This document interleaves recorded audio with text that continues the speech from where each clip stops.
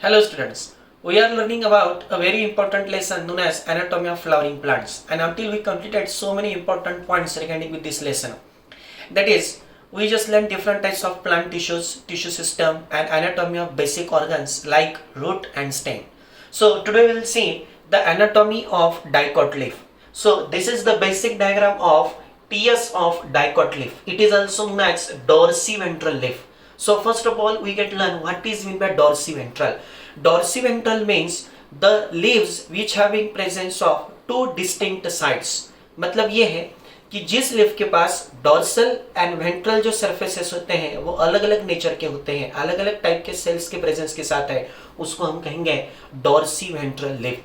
और इस डॉर्सीवेंट्रल लीफ के अंदर हम अलग अलग पोर्शंस को देख सकते हैं। जैसे कि सबसे पहला जो पार्ट होगा इसको हम कहेंगे अपर एपिडर्मिस। अपर एपिडर्मिस को हम कहते हैं adaxial epidermis. Then we can appear palisade mesophils, then air cavities, then spongy mesophils, then substomatal cavity, abaxial surface that is lower epidermis, then stoma, and here is the presence of bundle sheath covering and vascular bundles like xylem and phloem. So सबसे पहले हम समझ लेते हैं what is mean by epidermis. You know that epidermis is the outer covering of the leaf. मतलब leaf की जो outer ring cover होती है उसको हम कहेंगे that is the epidermis. And epidermis की अगर हम बात करेंगे तो dicot leaf having presence of two epidermis, that is first one this is the upper epidermis and this is known as lower epidermis.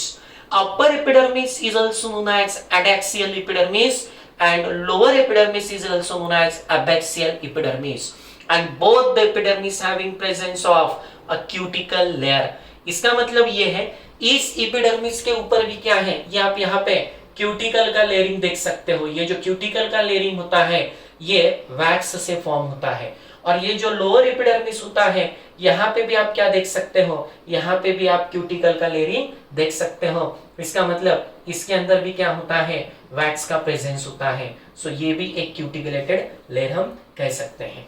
और उसके बाद फिर अपर एपिडर्मिस के बाद यहाँ पे आप कुछ सेल्स का प्रेजेंस देख सकते हो। ये जो long elongated parallel longitudinally attached cells जो होती है इनको हम कहेंगे पैलिसेड मेसोफिल्स। वैसे ये जो सेल्स होती हैं ये सेल्स मेसोफिल सेल्स जो होती है पर्टिकुलरली जिनका फोटोसिंथेटिक फंक्शन होता है, क्योंकि इनके अंदर क्लोरोप्लास्ट का प्रेजेंस ज्यादा होता है, ये सनलाइट को एब्जॉर्ब कर सकती है क्योंकि इनके अंदर क्या होता है क्लोरोप्लास्ट का ज्यादा से ज्यादा प्रेजेंस है। तो उस मेसोफिल सेल्स के दो टाइप है, एक है पैलिसेड मेसोफिल्स और दूसरी है स्पॉन्जी मेसोफिल्स। तो पैलिसेड मेसोफिल्स कैसी होती है, लॉन्ग इलोंगेटेड होती है, पैरेलल होती है, लॉन्जिट्यूडनली पैरेलल होती है, एक दूसरे के साथ अटैच्ड होती है, जिनके अंदर एबंडेंट क्लोरोप्लास्ट का प्रेजेंस होता है। तो ये सारी जो लॉन्ग इलोंगेटेड सेल्स आप देख रहे हो ये पैलिसेड टाइप की मेसोफिल्स है, जिनके अंदर ये आप देख रहे हो क्लोरोप्लास्ट, जिनके अंदर फोटोसिंथेसिस ज्यादा से ज्यादा हो सकता है। उसके बाद फिर ये जो लोअर एपिडर्मिस है, तो लोअर एपिडर्मिस के नजदीक यहाँ पे जो आप ये जो स्मॉल इरेगुलर सेल्स देख रहे हो इनको हम कहेंगे स्पॉन्जी मेसोफिल्स। इनके अंदर भी क्या रहता है, इनके अंदर भी क्लोरोप्लास्ट रहता है, लेकिन इनके अंदर ज्यादा रहता है, इनके अंदर उससे कम रहता है। ये होती है स्पॉन्जी मेसोफिल्स। इसका मतलब ये है कि अपर एपिडर्मिस के तरफ जो है वो पैलिसेड है एंड लोअर एपिडर्मिस के तरफ जो है वो स्पॉन्जी है। In case of spongy mesophils, we can appear intercellular spaces, मतलब यहाँ पे आपको गैप देखने को मिलेगा, और सेल्स के बिटवीन जो गैप होता है इसको हम कहेंगे एयर कैविटीज, इसको हम एयर कैविटीज कहेंगे। उसके बाद जब हम लोअर एपिडर्मिस के तरफ आते हैं, so we can appear a basic structure known as stoma. You know that what is the basic function of stoma? हमने देखा है, वो लेक्चर आपने जरूर मेरा देखा होगा कि उसके अंदर मैंने बताया था कि स्टोमा जो रहता है वो एक ओपनिंग पोर के साथ रहता है जहां पे गार्ड सेल्स का प्रेजेंस होता है। तो स्टोमाटा की गार्ड सेल्स जब ओपन हो जाएगी तो यहाँ से गैसियस एक्सचेंज हो सकता है और यहाँ से ट्रांसपायरेशन का प्रोसेस भी कंटिन्यू हो सकता है। स्टोमाटा के नजदीक जो कैविटी होती है उसको हम कहेंगे सबस्टोमेटल कैविटी, और ये जो है ये एबैक्सियल एपिडर्मिस है, मतलब ये लोअर एपिडर्मिस है। लेकिन ध्यान में रखना है कि स्टोमाटा जो होते हैं वो पर्टिकुलरली लोअर एपिडर्मिस के पास ज्यादा होते हैं with compare to the upper epidermis. Upper epidermis के कंपैरिजन में लोअर एपिडर्मिस के पास स्टोमेटा की क्वांटिटी ज्यादा होती है। After the completion of stomatal nature we just consider vascular tissues. यहां पे आप देख सकते हो ये वेस्कुलर टिश्यूज का क्या है, पूरा एक पैकिंग है। Vascular tissues consisting with presence of xylem and second one presence of phloem, xylem and phloem, and we can appear the large vascular tissues known as xylem। यहाँ पे आप ये जो लार्ज वेस्कुलर टिश्यूज देख रहे हो इनका नाम होगा जाइलम, और जाइलम के बाद ये जो आप छोटी छोटी सेल्स देख रहे हो इनको हम कहेंगे फ्लोएम टिश्यूज।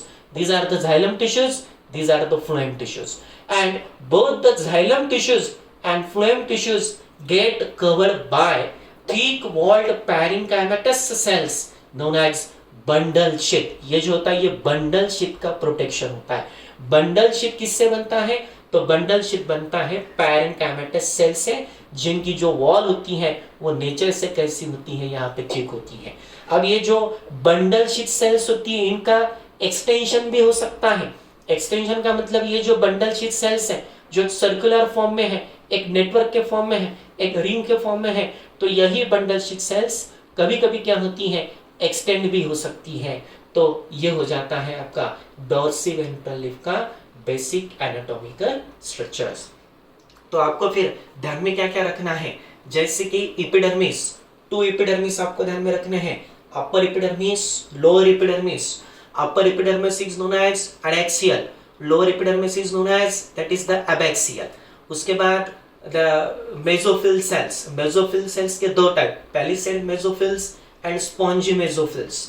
ये लॉन्ग है, इलोंगेटेड है, पैरेलल है, इनके अंदर क्लोरोप्लास्ट ज्यादा, इनके अंदर कम है। ये कैसी है, स्पॉन्जी नेचर की है और ये इरेगुलर होती है, और इनके अंदर क्लोरोप्लास्ट इनके कंपैरिजन में कैसा होता है, कम होता है।